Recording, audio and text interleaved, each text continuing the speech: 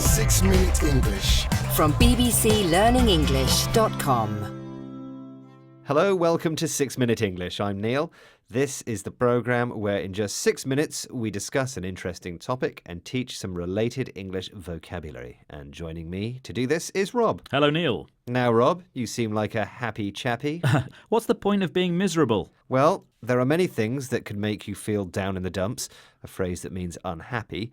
But what are the things that keep you feeling happy, cheerful and chirpy, Rob? Oh, many things, like being healthy, having good friends, presenting programs like this with you, Neil. Of course, but we all have different ideas about what makes us happy, and that can vary from country to country and culture to culture. It's what we're talking about today. Concepts of happiness. Now, Neil, you could make us even happier if you gave us a really good question to answer. Here it is. Happiness is an emotion that actually gets measured. The World Happiness Report measures subjective well-being, how happy the people are and why. But do you know, according to a United Nations agency report in 2017, which is the happiest country on earth? Is it A, Norway, B, Japan, or C, New Zealand? Well, I think they're all very happy places, but the outdoor life of many New Zealanders must make New Zealand the happiest place. OK, we'll see. I'll reveal the answer later on. But now back to our discussion about happiness around the world. Happiness can be hard to define. Research has suggested that while personal feelings of pleasure are the accepted definition of happiness in Western cultures, East Asian cultures tend to see happiness as social harmony, and in some parts of Africa and India, it's more about shared experiences and family. It's something author and journalist Helen Russell has been looking at. She's even created an atlas of happiness. Her research focused on the positive characteristics of a country's population. And guess which country she found to be one of the happiest? New Zealand? Actually, no, it was Japan. Here she is speaking on BBC Radio 4's Woman's Hour programme. What concept or belief is it that promotes happiness?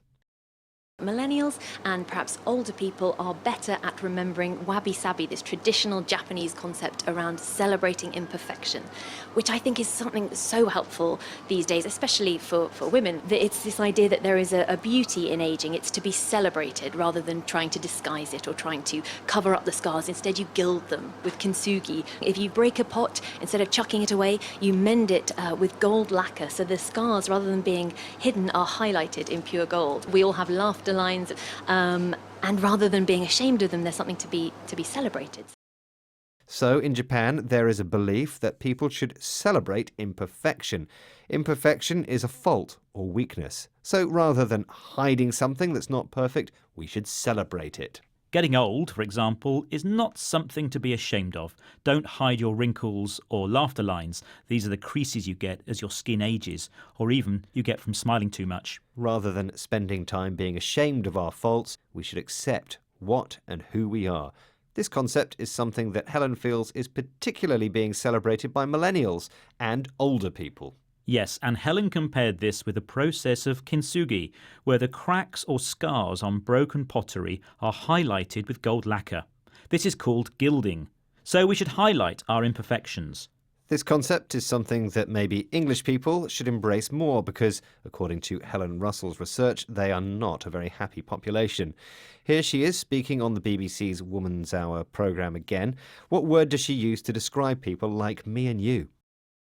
In England, what we have is jolly, which many of us now associate with this kind of jolly hockey sticks or as a maybe perhaps an upper class thing. But actually, it's something that really plays through a lot of British culture in a way that we may not think of so much. So there's this sense that in a lot of our comedy, in a lot of our approach to life, you just you get out there, you go for a dog walk, you have a boiled egg and soldiers, and we do sort of get on with things. It's a coping mechanism. It's not perfect, but it's worked for many Brits for a while.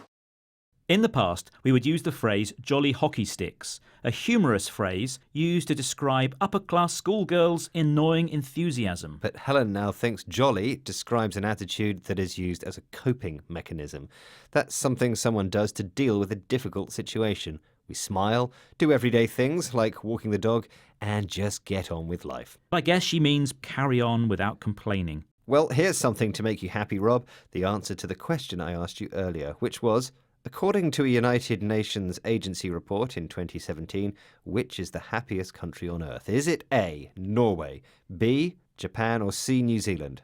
And I said C, New Zealand. The answer is A, Norway. The report has been published for the past 5 years, during which the Nordic countries have consistently dominated the top spots.